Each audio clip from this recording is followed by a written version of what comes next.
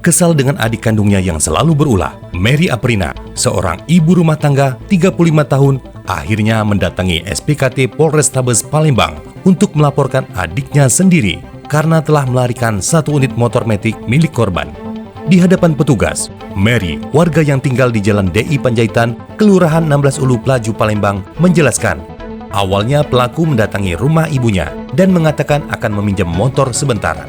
Karena tidak menaruh curiga, korban meminjamkan motor metik merek Honda Vario 150 dengan plat nomor 4833 ACM warna bron tahun 2019 kepada pelaku. Namun, setelah lama ditunggu, adik kandung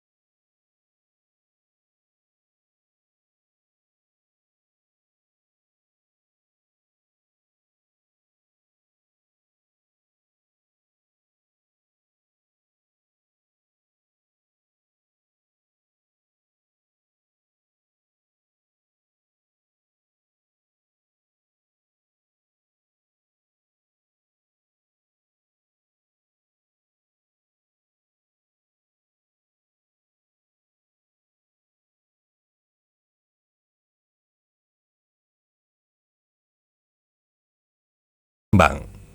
Dari Palembang, Sumatera Selatan, reporter Andy Ruskan, kameramen Muhammad Rian, Palembang Baru TV mengabarkan.